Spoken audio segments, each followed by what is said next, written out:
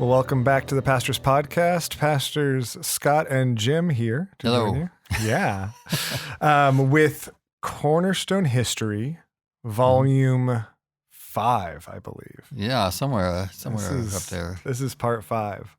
I've really been enjoying. I know people enjoyed listening to these. I've really been enjoying the history.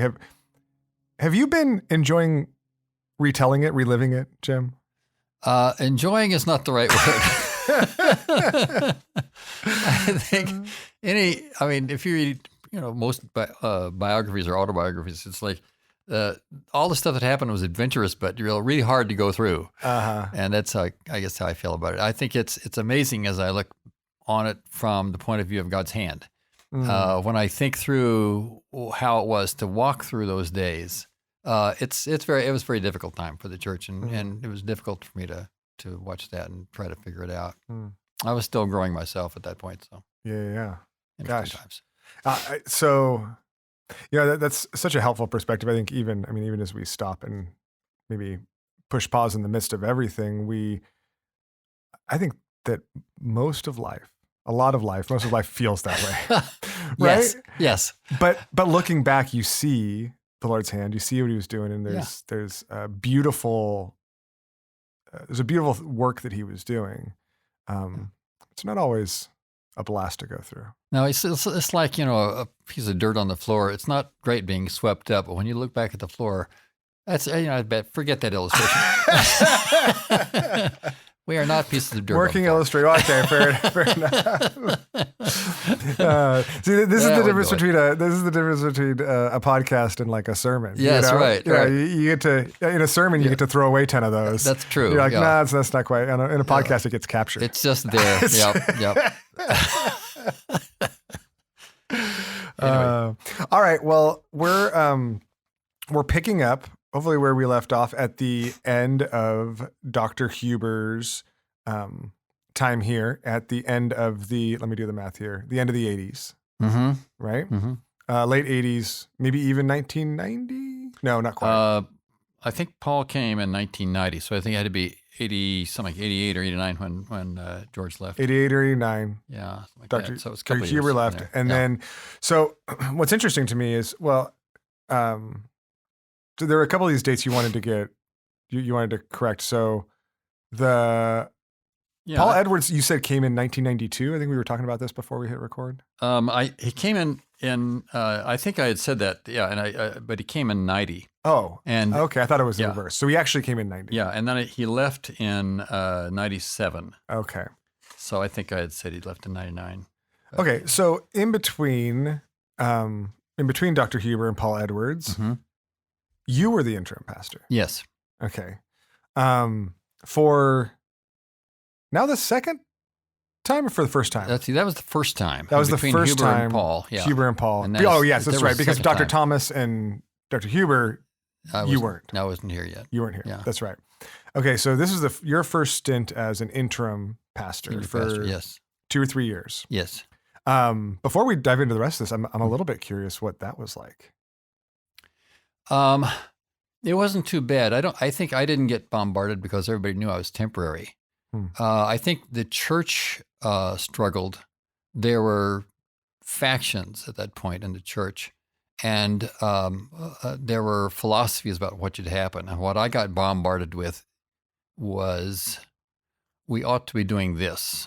We ought to be doing that, with highly divergent plans and prospects and urgings, which most of which were impractical given the division within the church. Had to be everybody on board to do any of those things. But the nice thing was, being the interim meant I could kind of hold everything off until we say, well, we'll get a full-time pastor, senior pastor. Part of the issue was, when there's one staff member down in a church this size, it's a huge deal. You can't really, the other pastor can't pick up everything. You can pick up some of it, but you can't pick up everything. So, and particularly because it was, relative to what we're doing now, is a much smaller staff size, and so it was a significant percentage. Yes. Yes. Removed. the thing about Paul that was great was he had added, well, I guess we'll get into this, but he had added some people as volunteers onto the staff. So they were really good and had the time to commit to it. And he found those people and put them in positions of responsibility. So some of the more difficult things that we needed done were done without us having to hire anybody or go through any boards or anything. We just add a volunteer here and there, and it made a big difference. So my last question before we get into Paul Edwards and his coming, and then that era, kind of that time that, so you were the interim pastor. Yeah. Did you have any desire to be the senior pastor, to be the full-time senior pastor? No, I'd had none at all. No, I had watched it close up. You felt like your role as an associate pastor was much more insulated from that, or maybe even fit your gifts better?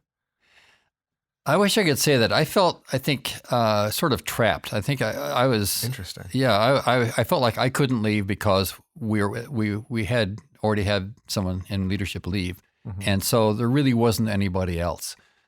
So I felt like I needed to stay here. I also felt that was God's calling, and that and I did feel like I was learning a great deal. Some of it very difficult, but so much of it I didn't have a clue how to move on. The good thing was, because I had been with the city and government before, government has a ton of conflict. And so I think what I realized was in those couple of years, I drew on some of the things that had happened when I was in my prior job, and found out that I could, I was able to negotiate. I was able to help people think through or talk it down or something, meet with the boards. I met with a lot of boards and committees. But I think the sense was that side of being an interim was also handicapping, because although I didn't have as much as he had or as much vituperation, I did have a lot of complaints. And people got tired of hearing me say, well, let's wait until. So it was, I remember pushing the search committee to just find somebody, because this is really hard. But it was doable. It was handleable. And I think that, that, praise God, I was the person who could stall people off until we got someone else, and then people were willing to understand that. Okay. So that's helpful. I don't envy that role. Oh, no, wouldn't recommend it. But man, so thankful for your faithfulness at it. Well, multiple times. We're going to get to that, but that was the first iteration of your faithfulness in that role. So in this, we've talked about kind of this era of the succession of three senior pastors, one that roughly coincided to these three decades, the 80s, 90s, and 2000s. Yeah. Paul Edwards came in 1990 and was here for almost 10 years, 9 years. Describe Paul Edwards to me. What was he like? He's a great guy. He is Australian. He did came here for seminary, wound up staying here and working at a church. The church that he was in had some particular problems that had come from the prior pastor, and so he worked there until he felt like he couldn't really. He had dealt with the problems he could deal with, and the ones that were too ingrained he couldn't deal with, and he felt he needed to move on. So he was looking around and looked at this church. I think I remember that he initially thought there were too many issues here for him to take this, but when he compared us to some other opportunities, I think we seemed better than they did. So he decided that they would give it a shot and came down. The fact that he was an Aussie, I think, was very intriguing to a lot of people, and it was kind of fun just to hear him talk, of course, but also just to see his sense of humor and some of the things that, I mean, there are so many things that didn't match up with American social constructs, but were delightful just because he was very bright and and so different. Hmm. So it worked out very well. One thing I should say, this is parenthetical, but with George and Paul, and we'll talk about Jerry Wilkie later on, Mm-hmm. all three of them had wonderful wives who were very, very helpful and very much a part of the dealing with the church and much of the healing in the church. So I just think I should have mentioned them as well. They're very much a part of the church history, I think. Interesting. Yeah, and especially in a role like that, I think that's well, actually, let me ask this. Was that an expectation of the church, or was that simply kind of a God-ordained blessing that these women stepped in and were a healing and maybe ballasting presence? Was that an expectation the church put on them, or just something that happened? That's a good question. I would let's see if I think the truth is both. The church had expectations of what a pastor's wife was supposed to do. I think depending on the generation of the congregation you're talking about, they had different expectations. But some people had, I think, very well-developed, healthy, good expectations. Each one of them, I think, the wives adapted and handled things and were very, very good in different ways. But I think I was fascinated because from my point of view, kind of on the inside, and having never really dealt with pastors' wives before, I was incredibly amazed by how each one of them worked in some aspect of the church's ministry, dealt with people, handled problems, took on some of the more obstreperous complainers on their own, and built friendships. They were each different, but for me, that was a study. I just was fascinated by that. It was fascinating. As well as your vocabulary. Your vocabulary is on point today, Jim. You're just using some great words. I'm not going to stop and ask you to define them. People can look them up, but I'm just gonna comment now. I'm loving it. What were some of the highlights of what God was doing during that time? As you reflect on the decade of the 90s, what were some of the testimonies or encouraging things where you saw God working in the life of the church, or in the lives in the church? Yeah, I think as a culture, the 80s had been difficult. 90s were not so. And on the west side here, I think the mix of generations was changing. There were a lot more younger people. The baby boomer generation was coming through college and into the workforce and into life, and growing as a group of people within the church. The World War II generation were fading away, but still had a strong sense of their, I think, desire to control the church. So for instance, we had a college professor and a college student both on our what was called our deacons board, which is our leadership board in those days. And I thought that was kind of interesting that we could do both, and both were within the adult framework of the church at that time. So we noticed the diminution of there's another word for you. Of the World War II generation as they grew older and moved away or retired or stopped coming or got sick or whatever. And yet there were some still left who really fought for a church that would look the way it should look to somebody who was in their prime in 1945. And then there was this larger group of younger people. And Paul saw that as really necessary that we began to draw that generation in, and so worked very hard to create both sermons on Sunday and also programs that would attract college students, post-college young people in the workforce into the church, and so the church began to grow. For one thing, just his accent was intriguing. For another, he was very intelligent, very, very good sermons.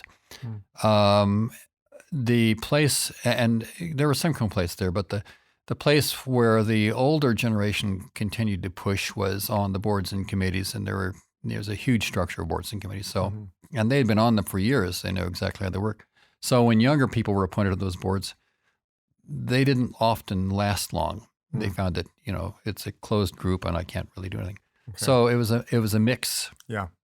What did you see just in lives of some? I know you said that there were some missionaries maybe sent out. There were also, as people came to know Christ, how did you see hearts and lives changing, or things that the Lord was doing in this community at that time?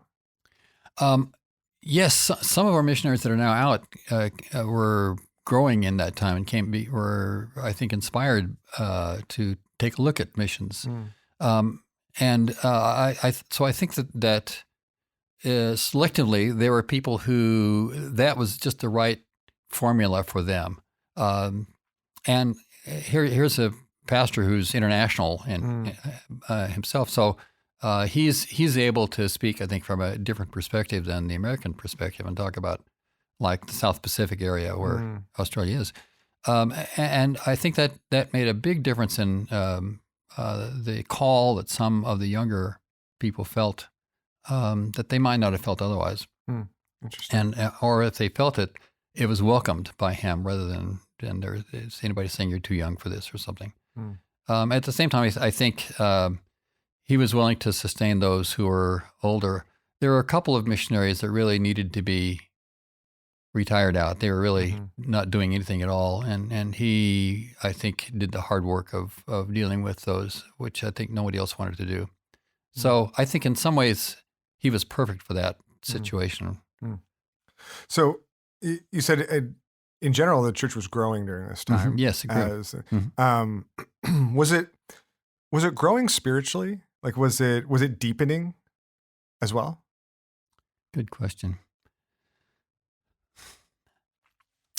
I think I think Paul was a very intelligent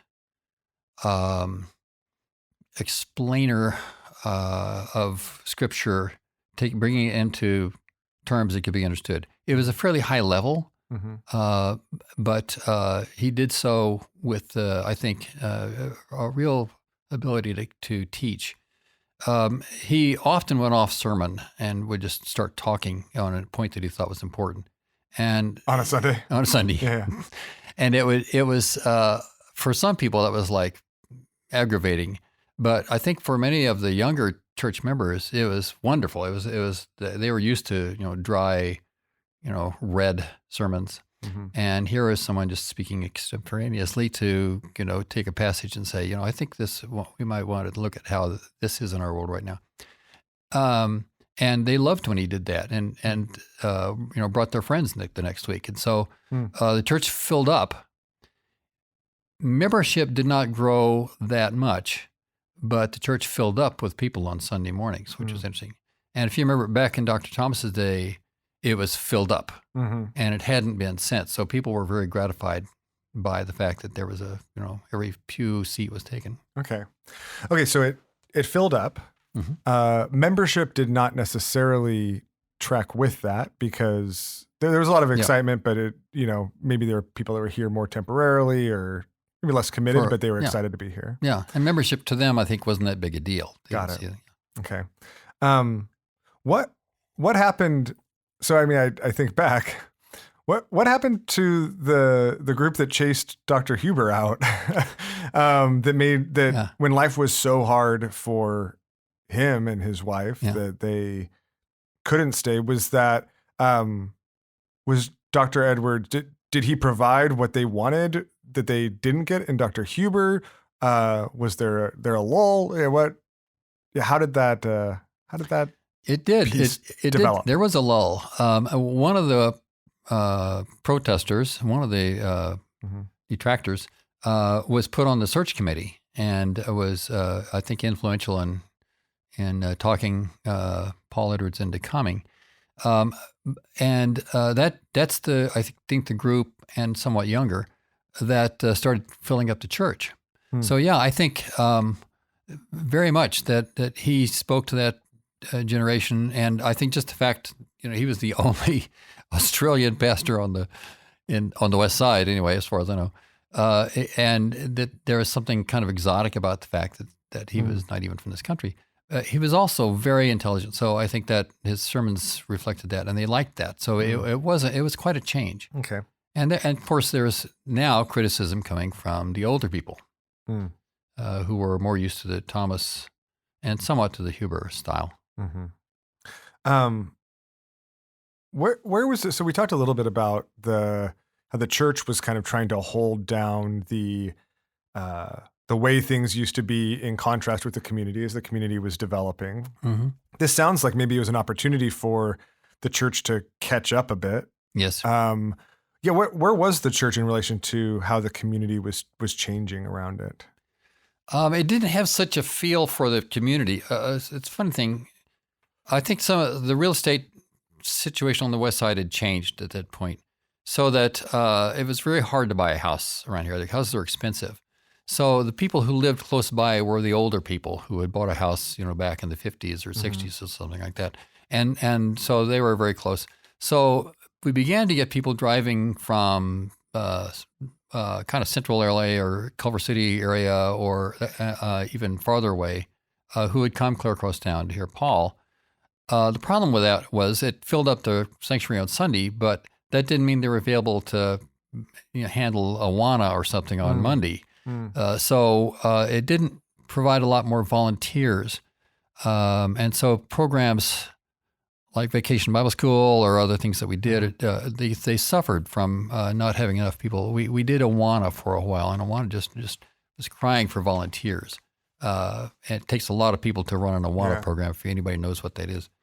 That was a constant problem because people having driven over for Sunday services didn't want to drive over on Monday night.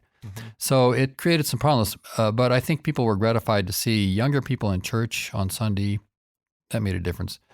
And I think the reduction in some of the older people, it was good. I remember noticing and being sad about the fact that some people who had been very much encouragers and pushed back against some of the complaints, they were the ones who stopped coming. Not necessarily because they didn't want to be here, but because of age or infirmity of something. And so it didn't exactly mitigate the complaints because some of the people who were still complaining were still coming. But their complaints, I think, had less impact. Because we had this, you looked around on Sunday morning, it was very exciting. So, even as you say that, not only did things get more expensive, I'm imagining they got more dense during that time. And so travel also became more difficult. Was that okay? Because I imagine actually as you're describing that and where people might be coming from, I imagine the distance that you can conveniently get to the church on a weeknight. I just imagine it shrinking over the decades. Yeah. Right? Starting maybe at one point you could have gotten here on a weeknight from 10 miles away. And in the 90s, it was 5 miles away. And since then it's just shrunk and shrunk and shrunk. And now you can conveniently get here from a half a mile away. And that's about it. Yeah. Not even. Exactly. Sometimes. Depends on your time. Yeah, it's true. So it's interesting. The other side of that is we had a much smaller parking lot than we do today. You should know that. Oh, that's right. So where the parking lot is now, there were some apartment buildings, and the church made money off of it. They had bought them for expansion, then realized it could get income from this, so they didn't expand. They just took the money. And then we got into a program post-Vietnam where we were taking Vietnam refugees, and we used those apartments for them. They got to live there rent-free until they could get themselves put together. So these programs are growing, which meant that we had probably 14 parking spaces, something like that. Oh, not much more. And so so you're parking on the street. Everybody's parking on the street. Yeah. Wow. Okay, so in some ways the church it got younger, Mm-hmm. and but it also became harder to live right around here. Yes. And I mean, it sounds like in the coming of Paul Edwards, a lot of the problems that had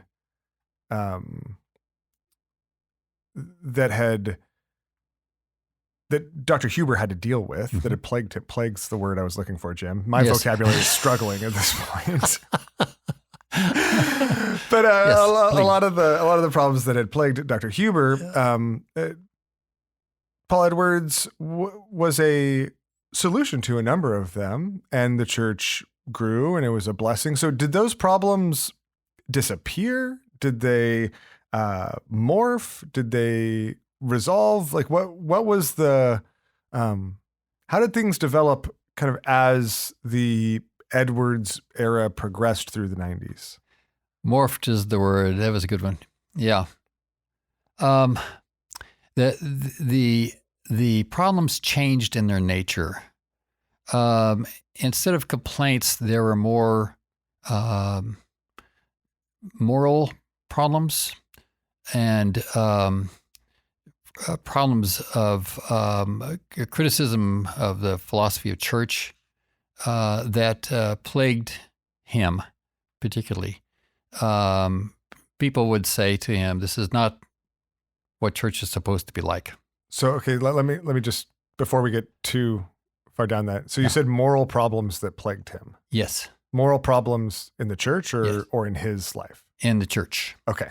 Just want to clarify before we move on. That's what I thought. Not with Paul and Kara. So, they were wonderful. Yeah. But so there were moral problems in the church and a tension of philosophy of ministry in the church. Yes.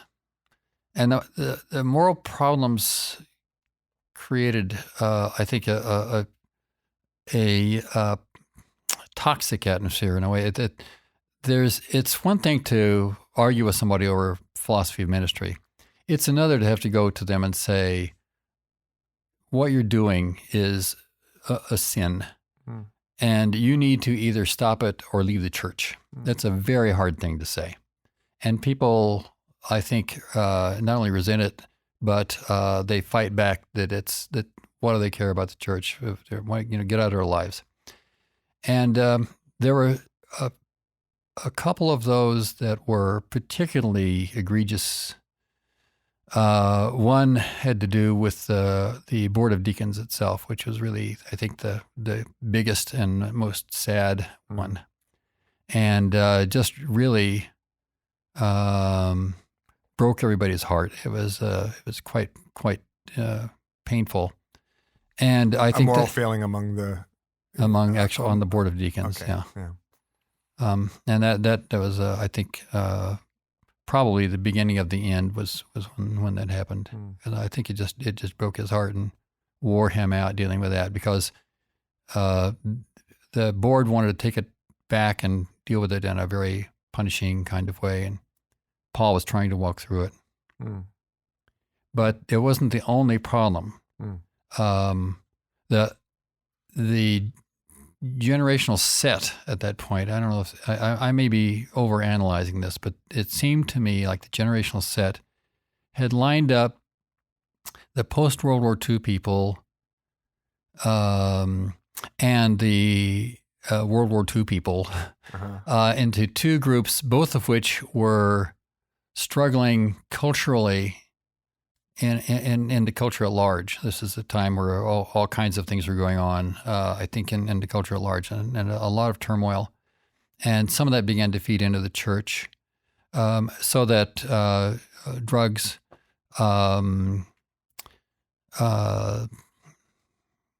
behavior that was not ethical, and sex problems, all three began to pop up in the church, just like they were in the culture around us.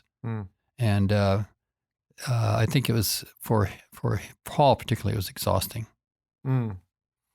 Exhausting to try to shepherd people through that, yes, or to respond to it. Both. Yeah, I think that the issue was because it was more acceptable in the culture, there was more pushback in the church. from people who, they may have known their Bibles, but they just weren't emotionally mature. Not that they weren't spiritually, but they weren't emotionally mature. Mm. And that's what I saw. It's my observation. There may be more to it than that, but from my perspective, the issue I had was I was in on some of this because Paul brought me in, and on other parts he didn't want me to be in because I was acting at that point as a counselor for the church, and so he said I need to have you be able to do that in a neutral way and not biased by me. So what that meant was I knew of some problems because I met with the board of deacons. Other problems he didn't tell me about, and then I found out in the counseling room. At that point, I was acting as the church's on-site counselor, so I got a lot of. Did that feel like it justified the older generation's reticence to change and to open up to the younger generation? Was there any? Was there a sense that during that time, while the church grew, its spiritual depth lacked because these issues were popping up, or do you see those do people not necessarily see those as related? Was it more about the influx of the culture? Yeah, it's in there somewhere in what you're asking. I think, and again, this is my perspective. I want to be very careful to say that I was looking at this kind of from not exactly outside, but from not being in the generation of the World War II, and not also being in the generation that was. I was more in the generation that was coming in, but I was a little bit older than they were. What I saw was that for the older people, there seemed to be a hardening that I thought was sad. The church was to look a certain way, and that if it didn't look that way, then something is wrong. And that seemed to be really more and more as people got older, something that, I began to hear the phrase in my day, da da da da. And so there's this continuing, I think, divide between two generations that seemed very, very far apart. And I think that created a lot of the issues. But both generations, from my perspective, seemed to be equally involved in activities that they knew better from a Christian perspective, and they probably, I can't say they didn't know better than from a moral perspective, but they wanted to do that. And so something happened that kind of loosened the people's hold on their morals. I don't think it was in the church. I think it was in the culture. And I think it had to do with our entertainment. If you look at it had to do with, I think, the war issues that were going on at the time, Vietnam in particular, and a sense that the things are falling apart, or things don't make sense anymore. We're not united in something, and in the larger community, but that fed into the church. And that's the best I can tell you. Okay, it was a weird time. No, it's so interesting, and such an interesting shift, even a generational shift. So, okay, one of the things that makes me wonder is the generational diversity grew, and there was this influx of new people. Did that engender a broader diversity among whether it's economic, socioeconomic, cultural diversity, ethnic diversity? Or was it more monolithic but just younger? No, it's a good question. It was kind of both. For one thing, economically, people were more in the same category, younger and older. For ethnically, it was much wider. It's much farther apart. At that time, we already were having churches use our facilities for Japanese services, Egyptian services, Spanish language services, and that seemed to go okay. Nobody seemed to. Although the only time we got together was at Christmas, and we'd all sing Christmas carols together, but we didn't get together pretty much any other time. And I think Paul was trying to work us to get to be kind of. He invited I think one of the Egyptian leaders to be a part of our deacon board, and that drew some anger and frustration or complaints from our deacon board. But I think that sense that other languages and other cultures could be on campus was a new thing. I think particularly after World War II, it was a little bit difficult to conceive of that. But as we moved further away from that, it seemed better. But the difficulty in the congregation, it was hard to pin down. But there is still this sense that this is what life should be like, and this I think very much pushing back on that sense that you guys are, you got that out of the war. That's fine. The war is over. We've got our own war now, but we also have our own sense of what it should look like here, and it should look very different. And economically as well, I think there is quite a difference. So just several areas of conflict that popped up, but they all seem to me very much divisive by generation. And there were exceptions to that, big ones, but I think that's what I saw. And so that's where the tension, and in a sense needed growth was focused, was on the generational, in a sense, the generational diversity. That seemed to me the difficulty that stood out most. But I again, I'll iterate that. I think you can have like one moral failure in a church, maybe two, and the churches will bounce back. When you have like 5 or 6 kind of at the same time or near the same time, I think it rattles people. People are wondering what's going on here. Oh, wow. Yeah. So I think, it's a big church, but 5 or 6 isn't that many in the culture. Probably have 5 out of 6 in the culture. But I think for the church, particularly for the older generation, that was alarming. Really rattled. Yeah, really rattled them. Yeah. Okay. How did Paul Edwards stayed about 9 years. Yeah. That in one sense seems typical, which is strange. It also seems short to me. Yeah. Why only 9 years? Why wasn't he here kind of perpetually? Yeah. He wanted until his retirement. He told me he wanted to be here for. He was hoping this would be the church he'd retire at. But I think the struggles with the various generations and their pull on him in different directions, the issues I think of being on the Westside, which I think it grew more and more difficult. Both just the urbanity of it and the secularism of it.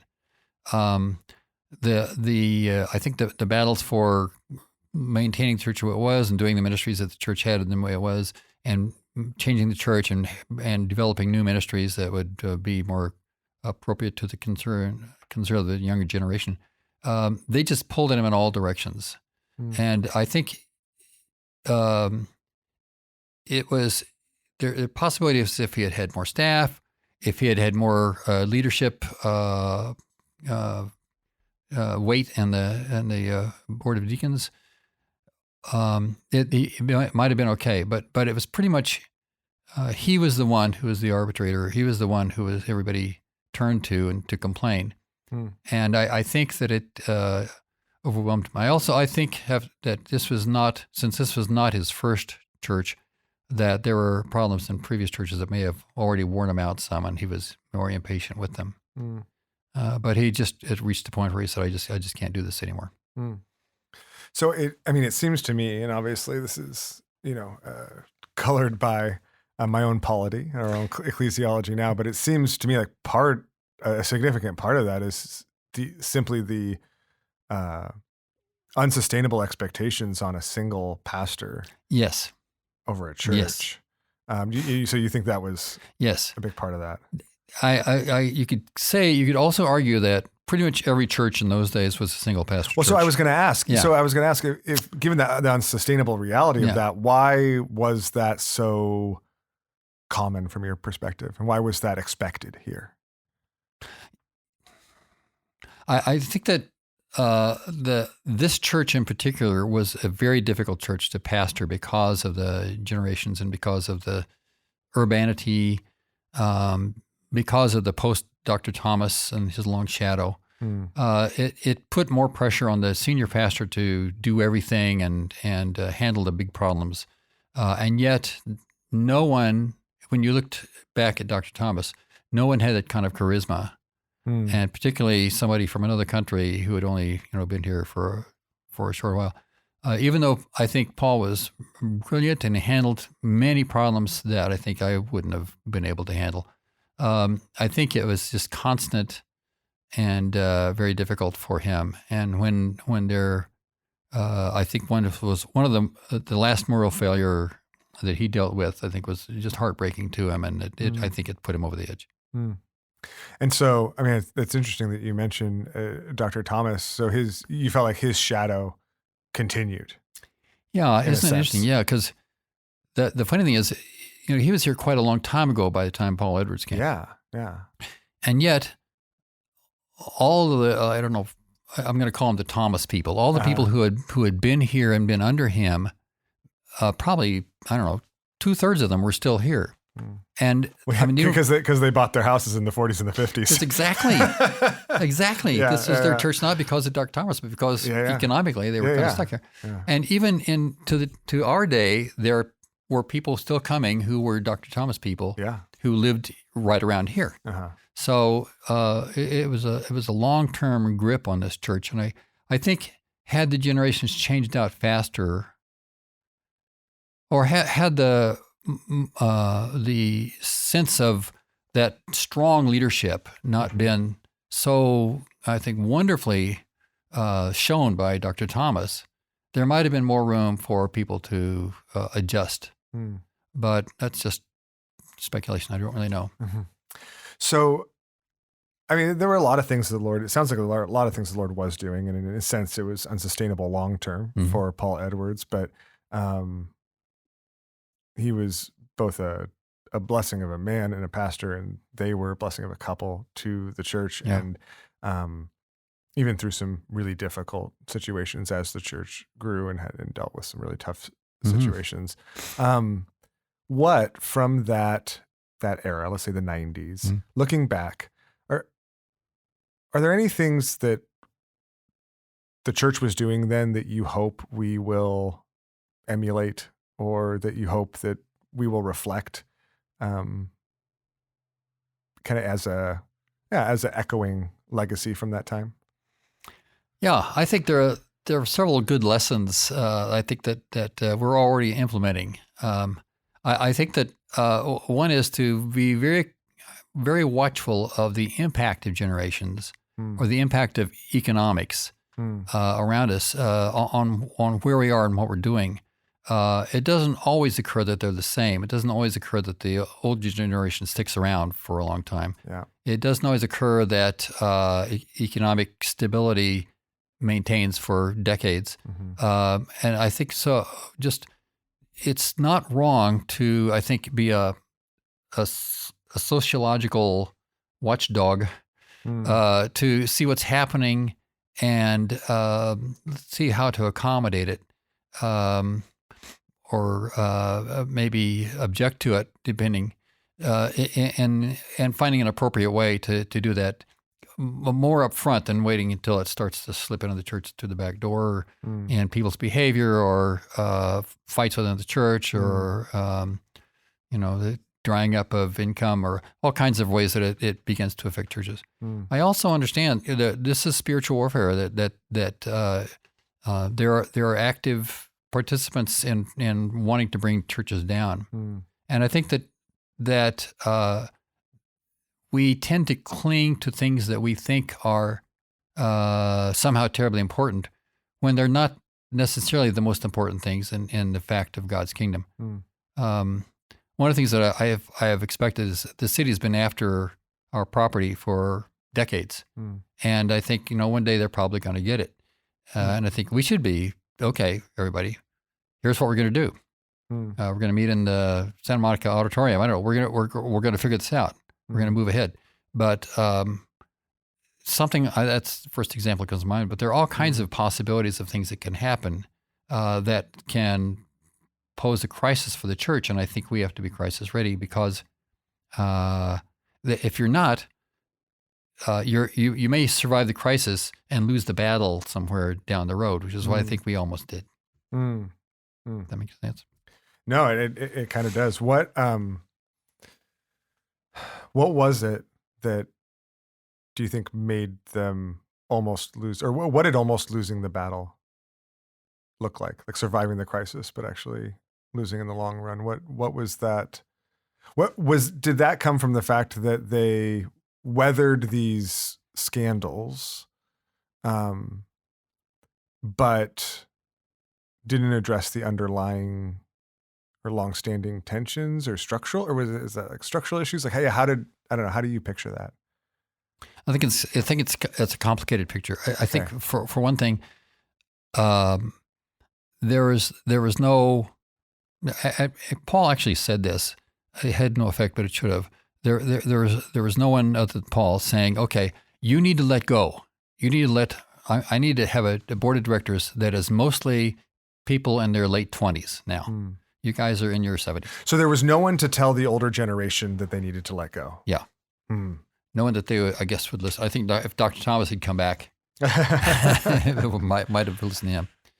I think that it's important to look at, and I don't think it's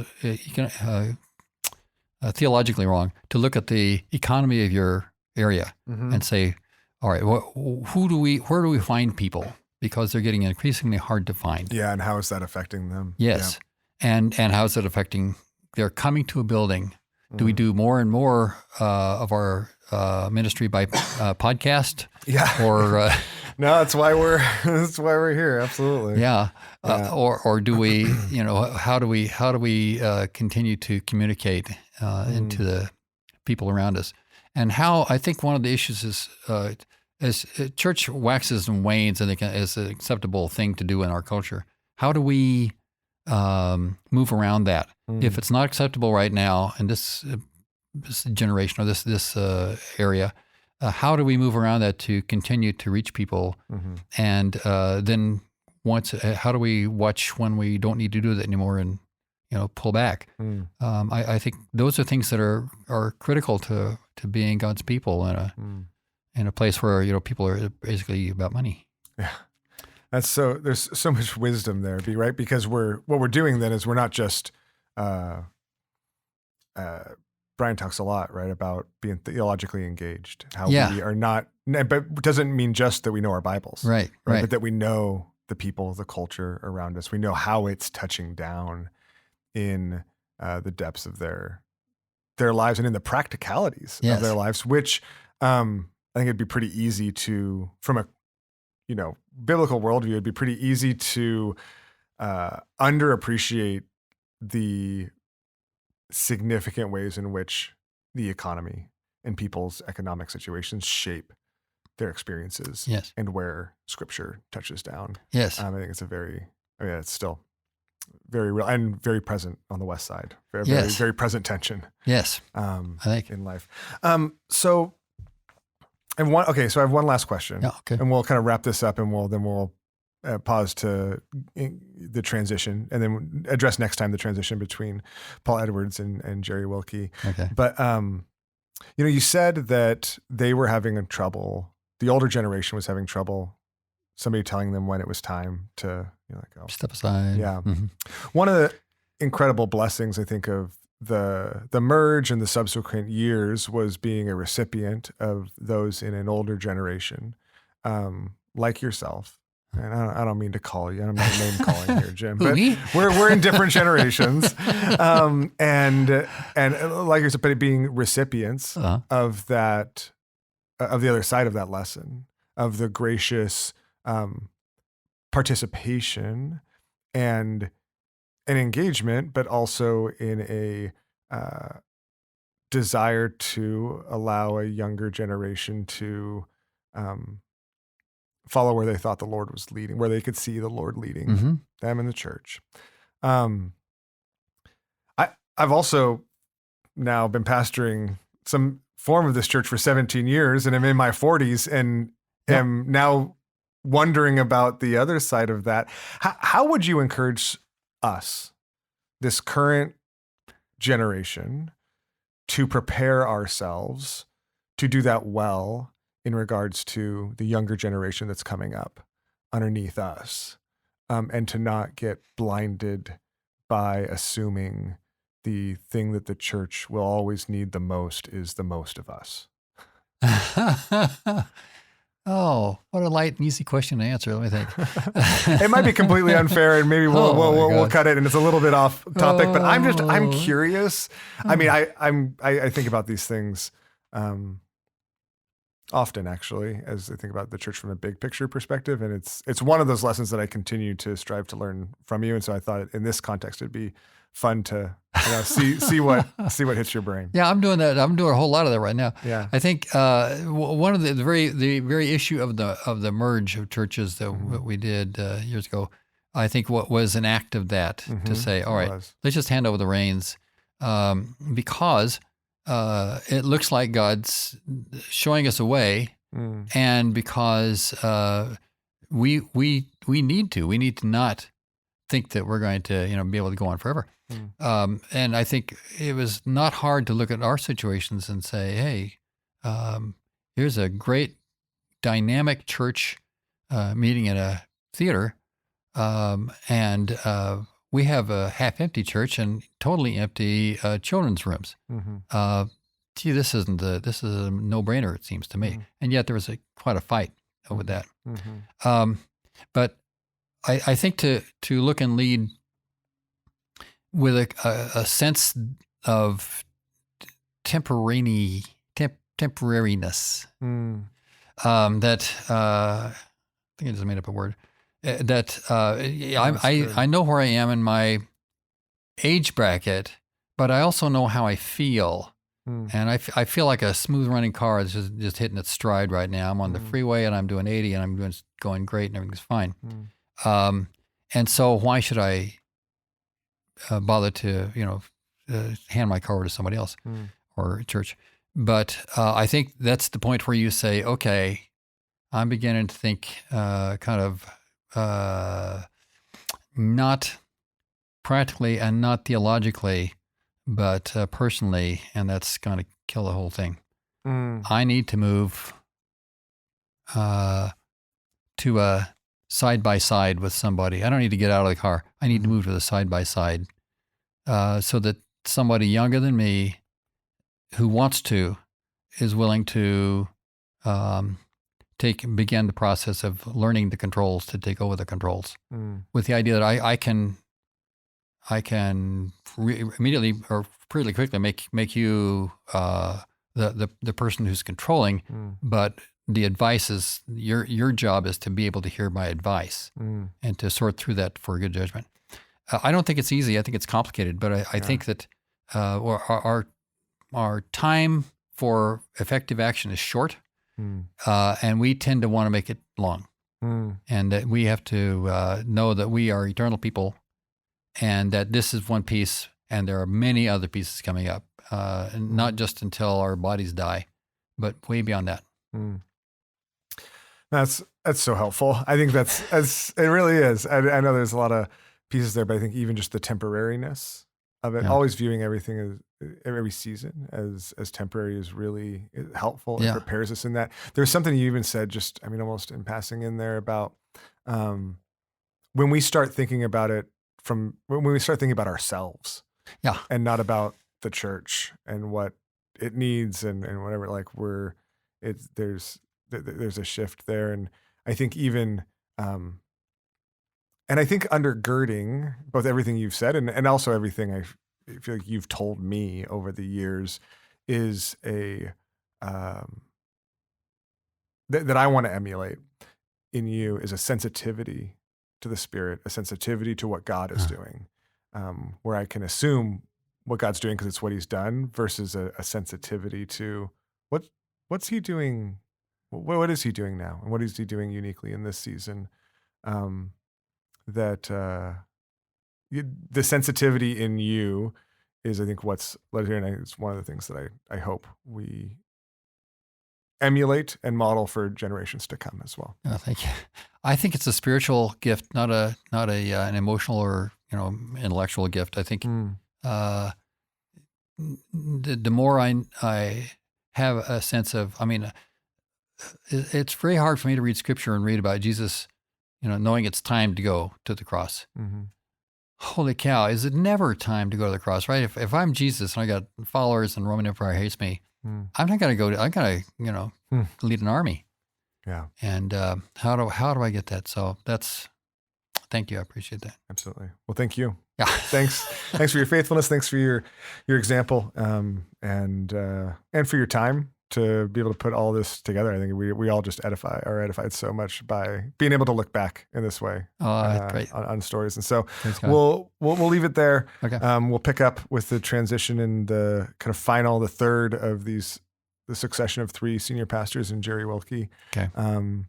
Next time, but thanks again. And if you're listening, and if you feel like along the way you've heard just underneath everything we're saying, not something necessarily deep and spiritual, but like just something sweet and angelic. The choir has been practicing out in the sanctuary. I don't think the mics can pick it up, but if you feel like you're hearing things, that might be it. It certainly wasn't us. All right. Well, thanks again, Jim. Yeah. And thank you all for listening. We love you. Yes, and we do. We'll see you on Sunday.